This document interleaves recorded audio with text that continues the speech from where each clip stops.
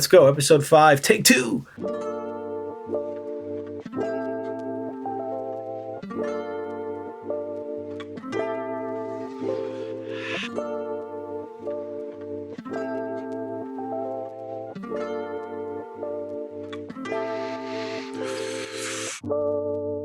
Okay, welcome back, everyone. This is Tokyo Jazz Joints podcast from Dublin and Yokohama. It's episode 5, and it's the second in a 3-parter about Shinjuku, one of Tokyo's most iconic neighborhoods. We're actually recording episode 5 the day after we've recorded episode 4, which just shows how professional we're getting already, even after like 3 weeks of the podcast. James, just on the note of professionalism, you mentioned yesterday that I think you promised, I've got the evidence on WhatsApp, that the Bushmills would not be begun until the podcast had started recording. Is that correct? That is very correct. A very good evening to you, Philip, here. I can promise our listeners that there is no Bushmills in the vicinity. However, there is a tall glass of Polaner Hefeweiss Dunkel, a dark German wheat beer, but it's a little bit lighter than the whiskey, so I will not be slurring my words on today's episode. My promise. Or at least not as much. Maybe. Not as much. Yeah. Not as quickly. Well, I've just had a nice cup of tea and some home-baked goods, which has, been keeping me going, obviously, in the lockdown. So, been very productive in the kitchen. So we're going to talk about just 2 joints today, we decided. And we've kind of entitled the episode, The Problem with Samurai, which we'll get to in the second half of the podcast. But we're going to kick off with Old Blind Cat. And I think Old Blind Cat's, it's one of those places, it's in the east exit of Shinjuku Station. And we chatted a little bit yesterday in episode 4 about what Shinjuku means in terms of, Japanese culture and also, just what the actual station's like itself.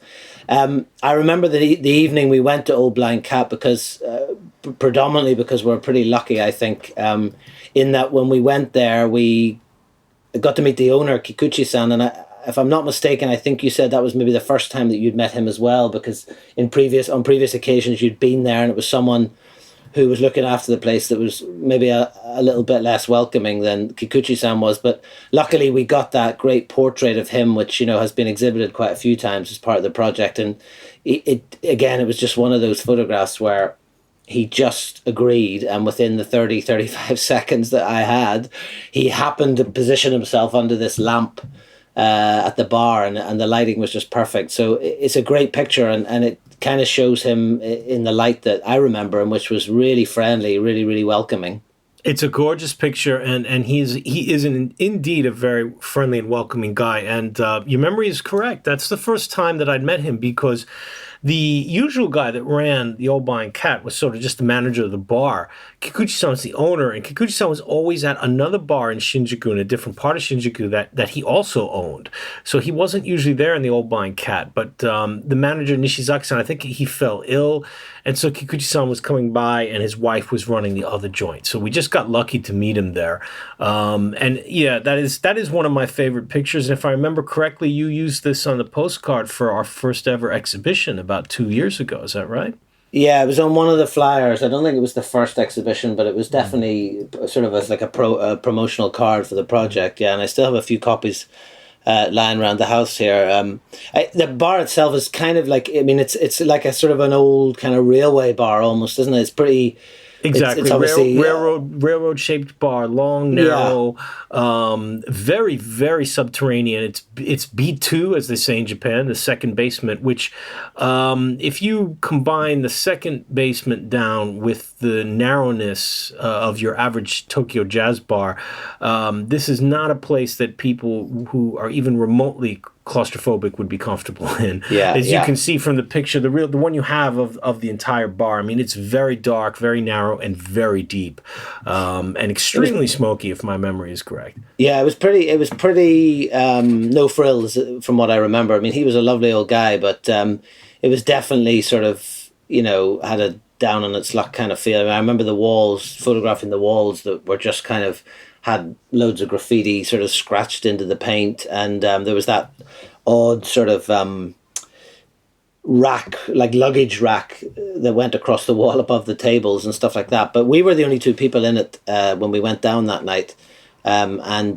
Beautiful old place, but definitely no frills, and not much to talk about sort of in terms of the aesthetic, really. But what's interesting about the Old Blind Cat was that, combined with that very, very rundown feel, though, it's one of the few places that had a video screen. And he actually would be showing not only jazz concert DVDs, but I remember one night when I was there, I don't think I was with you, but one night when I was there, he was actually showing the live stream from Smalls in New York City. Smalls, the famous jazz club, which was doing live streaming a lot earlier than other people were. And he would record it because of the time change. Obviously, it would be morning in Japan when the gigs were on in New York. And then he would show them that night. And I remember being really sort of fascinated by that because I'd never been in a bar where anybody was showing, live streaming before. And it was certainly not the kind of atmosphere you would expect to be in. The picture you have of his old amplifier here is more indicative of the atmosphere of Old Blind Cat, the first picture on the website, And it doesn't really, I suppose it's an interesting kind of contradiction, isn't it? Because the places and the way that we tend to talk about them is that, they're really... They are of course disappearing, but they're kind of just the way that they were X number of years ago and are just sort of slowly deteriorating until they close. But that's an interesting kind of example where almost bucking the trend slightly, where you're bringing in kind of newer technology and updating or modernizing a little bit, because as we know, like a lot of the places have only a landline, certainly don't have a website, or if they do, it's one of those kind of early websites with like lots of blue and yellow and pink screens and things that you can't really read. So it's cool that he was kind of taking, I suppose, trying to make some changes and adapt a little bit. And I think that, and we'll cover this in much more depth on a later episode, but, in order to survive, a lot of these joints have started to modernize in certain ways because they've got to adapt as the customers, the old customers change, the new demographic comes in, and if you don't change, you're just gonna go out of business very quickly. But yeah, we'll go into that in a later one. The other thing that's very interesting about the Old Blind Cat, especially for our listeners who are outside of Japan but who do know a bit about Japan, the famous author Murakami Haruki, he used to work at this bar when he was a student. This bar has been opened since I think the early 1960s, maybe 61 or 62. The original owner there, used to hire students, to come and work on the bar, and Murakami was one of those. He worked here not very long. I think he worked there for about a year, but as anybody who's read his books knows, he's a huge jazz fan, and he went on to open his own jazz cafe a couple years later before becoming a full-time author. So if you poke around online, if you type in Old Blind Cat Haruki Murakami, you'll find quite a few people who've mentioned it on their own personal travel blogs, visiting Japan, who've come by to take a picture. Very often because, they've seen it either on my site or they've seen on a Murakami fan blog. And, definitely like in Shinjuku, like we talked about, the history of Shinjuku is very much tied up into the history of jazz in Tokyo, so it's kind of appropriate that he would have been the guy that was working there, Yeah, I was doing a bit of digging actually about that just to see if I could tie that down. I found, I think it was 65, and I remember something about I remember us talking to the guy about when they opened and sort of calculating that. So that would mean this year it's been there for 55 years. But obviously Murakami went to Waseda University, which is based in the Shinjuku area, and so he would have had easy access to this place. I thought it was interesting because his place that he started, I think it started in one area over in Kokubunji, and then they moved to Sendagaya in Tokyo, but it was called Peter Cat. So I wondered if that cat thing had come, from the Old Blind Cat, because I think he definitely, he frequented that place, and as you said, he worked there as well a bit part-time, and I wonder if that's where the cat inspiration came from, if he took that name with him. He's also got a thing about cats, doesn't he? Yeah. That sort of, that I didn't even realize that all ties in together, doesn't it? Yeah. Yeah, hopefully he'll be listening to the podcast, and he can message us on social media or whatever and correct us if we're wrong, because we know obviously he's probably one of the most famous Japanese jazz fans, I'd say. Good sponsor potential for our coffee table book. Absolutely, yeah. So that's Old Blind Cat. That was sort of, I think, around the middle of the project, in terms of if we're looking at sort of, I say 3.5 years that that I was there and shooting pretty consistently with you. So then let's move on to the big joint for this episode, which of course is Samurai. And like, this is my memory of the story, and I've dined out on this story a few times, so don't burst my bubble if it's completely wrong. But I remember really clearly, when we were kind of brainstorming places to go and we're chatting about and putting together this list of, where should we go next? And I remember you kind of raising Samurai very clearly, and you kind of approached it from the point of view. You said, like, there's this great place called Samurai. I know the guy. I've been there. In fact, when my son was born, after I left the hospital, I went there, had a drink, sort of wet the baby's head. And the owner actually, I think, said some sort of prayer or blessing in Japanese, for your son. And then I thought, well, that sounds fantastic. And then you sort of dropped this bombshell, which was, of course, that, in recent years, this owner who, as you can see from the pictures, is obsessed with John Coltrane, obsessed with jazz, obsessed with Maneki Neko, is also sort of politically started to lean towards the right and has kind of become involved in this network of support for kind of more right-wing, sort of pro-imperial Japan, pro-emperor kind of political organizations. And you seem to be a little bit conflicted about whether we should go there and photograph the place or not. And I remember my response sort of being, well, yeah, but, in some ways I totally got where you were coming from. But then I suppose also, part of the project is to kind of document what we find. And so, that's the reality of what Samurai is like. And probably if you get chatting to a lot of the owners, you may not necessarily agree with their politics around various issues. So we kind of made the decision in the end together to just go and photograph it and include the place in the project. Is that kind of your memory of it as well? Or do you want to tell us maybe a little bit that story about the night you went there after your son was born? Well, sure. I mean, and I think the first thing to say is based on, what we've come to know about Miyazaki-san, the owner. But the name The Samurai is a little misleading because people might think right away, oh, of course it's a Japanese nationalist right-wing bar. But that's a little bit misleading. It's called The Samurai, and you did get a great picture of it because on the front door of the bar is a postcard of the French movie Les Samouraïs starring Alain Delon, where he plays a hitman who lives a sort of a samurai lifestyle. The original owner of the bar was a big fan of this movie, so he named his bar Samurai, but he used the Japanese phonetic alphabet called katakana. He didn't use the kanji, the Chinese character, for a real samurai. So a Japanese person right away knows that there's something different about it. It's not referring to the Bushido samurai, But yeah, I've been a customer of the Samurai since I was a student in Japan from 2004 when I had come back to Japan and was in university. I used to go there on Saturday afternoons because from 3 to 6 p.m. he would have free jazz Saturday afternoons. And I don't mean free by cost. I mean free, like heavy, cacophonous, improvisational jazz. And there would only ever be 3 customers there. It would be myself.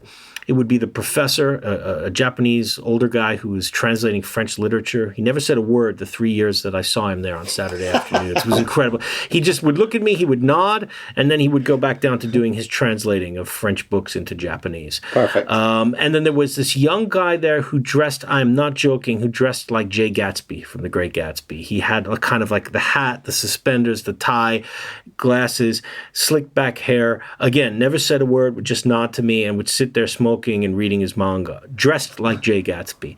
And then me in the corner listening to like really heavy records by, whoever you could think of, Ornette Coleman, much even heavier than that, So I've been a customer of the Samurai for years. And like you said, when my son was born, around the corner from the Samurai at JR Shinjuku Hospital, so I come out of the hospital, I'm obviously walking on air, I go by the Samurai and I speak to Miyazaki-san, the owner. He knows me by now. I've been going there for 3 or 4 years at that point. And he sits me down and he says, listen, children are gifts. They're gifts from the gods. And, you need to understand what a special time this is. And then he says like a kind of a Shinto type prayer. Shinto is the indigenous religion of Japan. and he gives me a whiskey, and we we toast and we drink, and obviously I will never forget that memory. That's a very special thing that he did for me. And at this point, I consider this guy to be a friend of mine.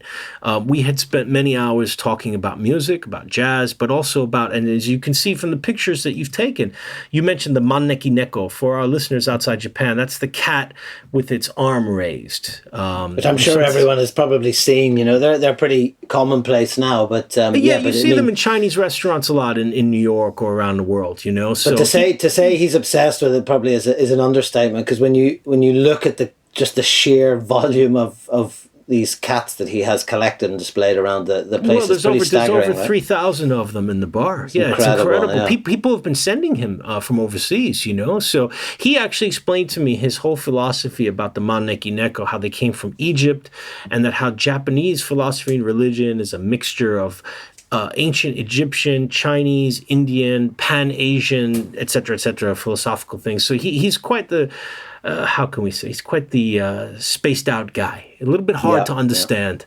But he was always very kind to me, and he always very kind and loving. And I used to bring people here. I brought foreign journalists. I'd bring friends there. And then, I used to meet the regulars who were all these kind of old ex-hippies from the 60s, the real Shinjuku underground culture, that we mentioned on the previous episode. There's even you mentioned John Coltrane. There's even a gigantic poster of Terayama, the great theater director and film director, who was very involved in the leftist scene in Shinjuku in the 60s.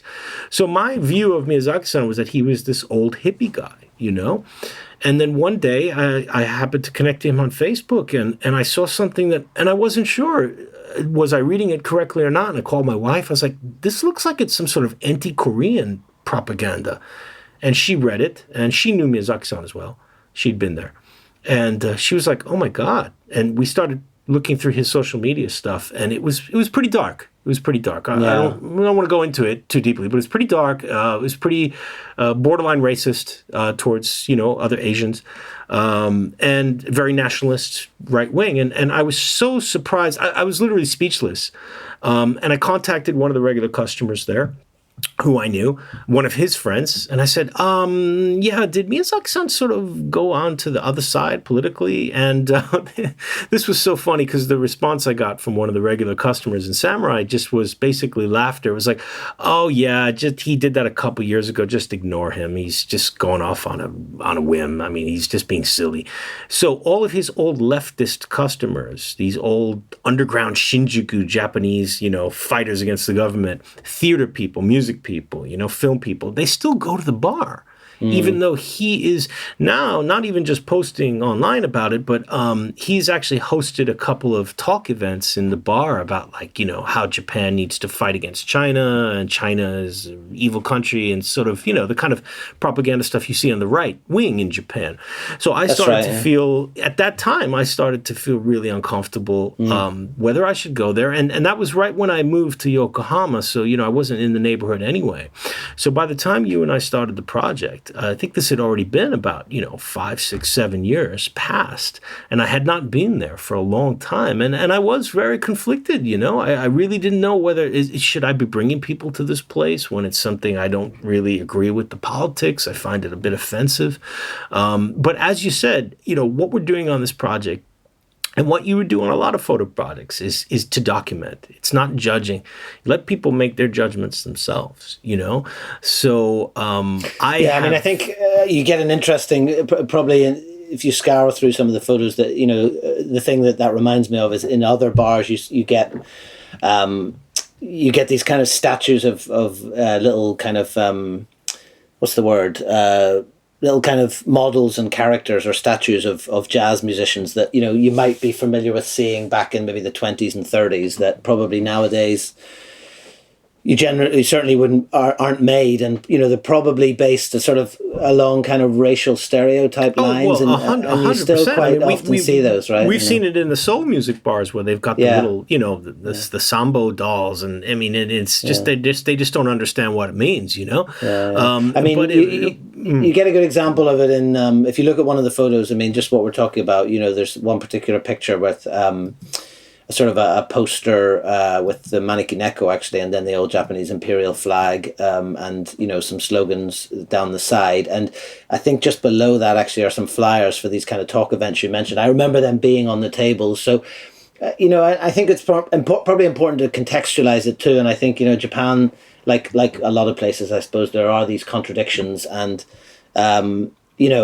even with this kind of nationalist and this kind of racist rhetoric, it tends to be sort of selective as well, and particular groups are sort of targeted to be scapegoated. Generally with this kind of stuff, it tends to be the Chinese and the Koreans. But, to put that into context, we came in the night that we photographed, and, he couldn't have been nicer. I mean, he's not an effusive guy. He's not someone who's sort of in your face, I remember him greeting us. I think you hadn't been in for a while, so it was kind of like, long time no see. Oh, but didn't pay for the drinks. Yeah, and I distinctly remember that he wouldn't take any money. So and you can see from the photograph, once we sat down and just kind of started to listen to music and have our drinks and photograph, he just kind of got on with his own thing, and really pleasant experience. I mean, again, when you describe that place on a Sunday, with these characters, it probably sounds to people like we're exaggerating. It sounds like something from like the start of a film, but like genuinely somewhere like Samurai, that's exactly what it's like. Completely. It's like you couldn't actually make it up. The reality of what is there is better. With all of the cats, with the music, with the record albums, which you've also got a great picture of. He rotates that record wall. If somebody's died, for example, like this one, it happened just to be cat cover albums. But man, it's crazy. I mean, Miyazaki-san was just a beautiful dude, man. I mean, I really loved the guy, and I loved going there. I went there for many, many years, and so when I discovered that side to him, it was shocking, it was disturbing, but it was also really confusing, because I could not put together, how could he be so kind to me? I am a foreigner. I am a guest in this country. I've married a Japanese person. Is that something that he disapproves of, because he believes in sort of keeping Japan pure? But at the same time, he's been really kind to me. And he's been nothing but kind to me over the years. So, it was a real dilemma. And I did stay away for quite a bit. Yeah, I mean, I stopped going for a couple years. It still kind of bugs me. And I don't know whether it's something that I should be, maybe I should take a stricter stand about. Because it goes against my personal beliefs, but at the same time, I'm so fascinated too, because how can he talk to me about sort of like, the universal consciousness of Hinduism and Buddhism and John Coltrane? I mean, this guy gave me an hour-long conversation about how John Coltrane united jazz, Buddhism, and Hinduism, and I didn't know what the hell he was talking about. Like, I mean, it was all in Japanese anyway, but even in English, I was like, I don't know what you're talking about, man. But but the records sound cool, and you're really sincere, and I love you. So he would go on about this, and he would put these pictures. He's John Coltrane, Saint John. The man who preached love for everyone, and then at the same time, you will have a panel of racists doing a talk event. Racist against Chinese people in your bar. That is so schizophrenic. But Philip, look, we've seen it in our countries, right? We've seen it in America, where I'm from. People who were racists, virulently racists in the past, but they would have black people raise their children, for example. And you being from Northern Ireland, you're well aware of racism, hatred, and sectarianism. So we have our own type of racism. But anyway, we're not going to get into that on this podcast. Maybe save that for another podcast. But it is interesting in the jazz context for sure, because we've seen these jazz owners, like you said, we don't know what they're thinking personally, but we know they love jazz. And they've embraced this foreign culture, bringing in it from America. So I'm still intrigued by the guy. And one day I would like to go back and talk to him about it. And who knows? I mean, these things can come and go as well. I mean, you may find that, he's mellowed again or in a different way and has just kind of put that behind. Who knows, and like you say, it's not necessarily for us to judge that, and that's not to say in any way that we agree with and those ideas. That was what his regular customers said. They were like, oh, just ignore him. He's just acting crazy.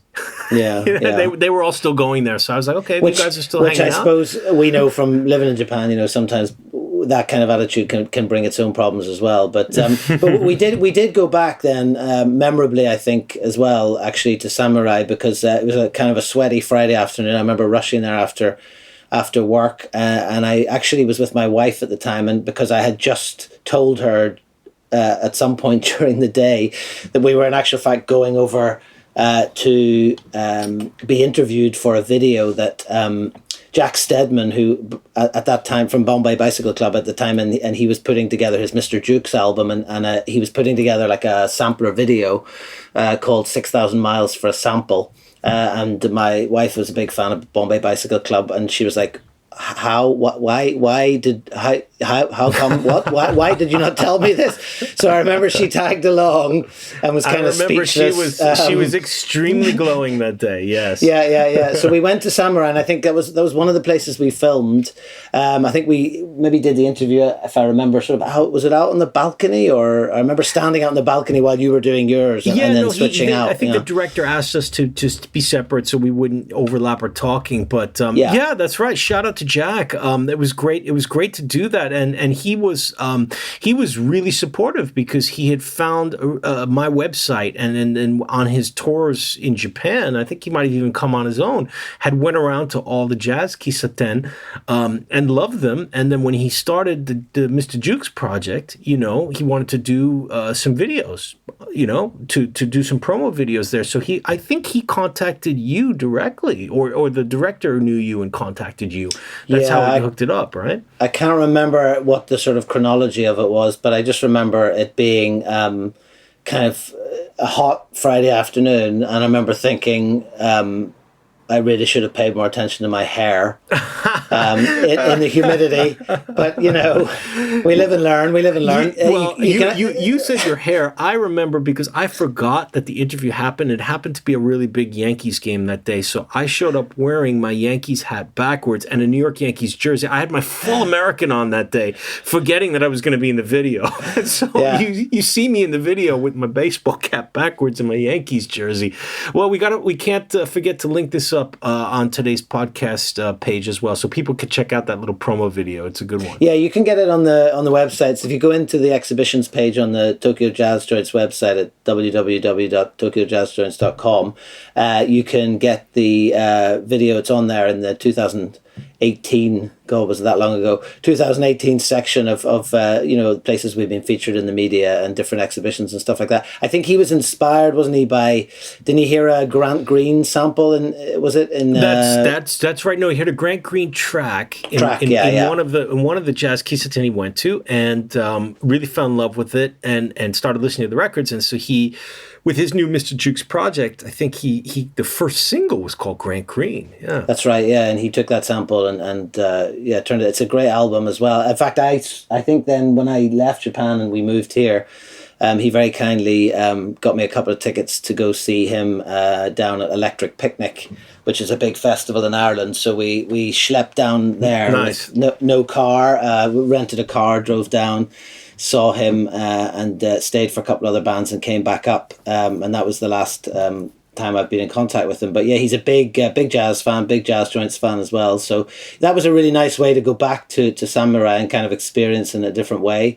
I've not been. I think I went back once after that. After you left Japan, I took some old an old TV crew friend of mine who were back shooting in town. They had been there years ago, so they wanted to go drink there again. And I didn't want to tell them the whole story because they would have probably just been like, what? It's a little bit hard to understand.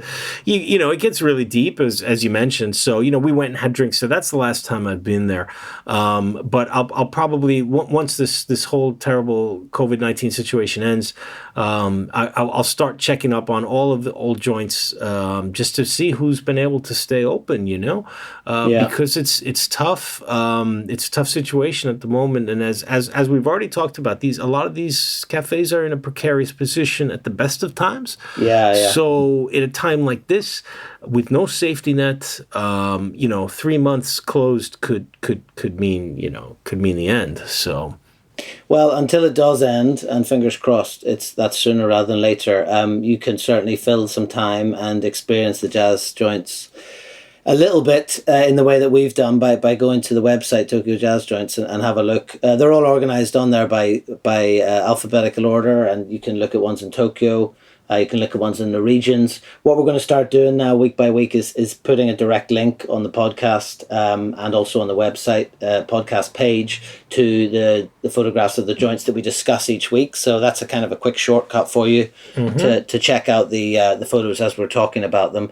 Again, also, like, thanks for all the reviews and for the feedback and the listens. It's really fantastic. We're delighted. I expected when we began we'd have about 17 listens or so, something like that, just a few mad jazz fans and Japanophiles, but it's fantastic to see that we've got that kind of listenership and got 100 really times enjoying that. it. Oh, and a quick bit of info, just about the topic of supporting the jazz cafe world. As everybody knows, all the shops are closed right now, so a lot of them are doing various things, whether it's streaming or fundraising. The very old and classic cafe called Eagle in Tokyo, run by Goto-san, which has been open for 50 years. They, of course, are closed right now. They just put out on the web that they are selling a bunch of goods, T-shirts, some books, some hats, various other little sundries.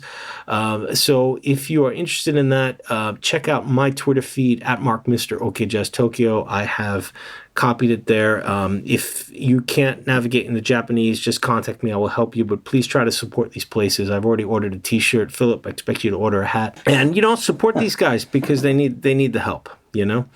Yeah, I'd like to thank you also for using the word sundries on the podcast. I didn't expect that would happen as early as episode 5, but thanks for that. Yeah. Equally, if you're ever interested in buying any photographs from the Tokyo Jazz Joints project, there are prints for sale, and it's a nice thing to have on your wall because, quite frankly, why wouldn't you? Because we've all got a lot more time to sit and stare at the walls, so you might as well look at one of these photographs. We need to get some T-shirts made up, don't you think? It's there you about go. time. Yeah. See. Anyway, listen, we're going to leave Shinjuku Part 2, The Problem of Samurai, right there, and we're going to pick up Shinjuku in a final installment, Part 3, next week. We're going to be talking about what Shinjuku's like today, how it's changing and how rapidly it's changing. And also a couple of places that we visited that really reflect that pace and that type of change that we're seeing in Shinjuku. Jazz Pepe! Can't wait to talk about that one. Yeah, one of my favorite stories. So listen, in the meantime, you take it easy. Go easy on the Bushmills. Go easy on the beer. Will do. It's Saturday night and rockin' North Yokohama. Quiet as can be out in the streets, but yes, I've got another beer and some new music to get to tonight, actually. So, but I'll save that for my other podcast. It's called OK Jazz. Please listen. Yeah. See, the plugs are just they're just out of control now. So listen, take it easy. We'll talk next week. Can't wait. And until then, stay safe, man. Okay, all the best. You too, bud. Take care. Bye bye. Cheers. See ya. Bye.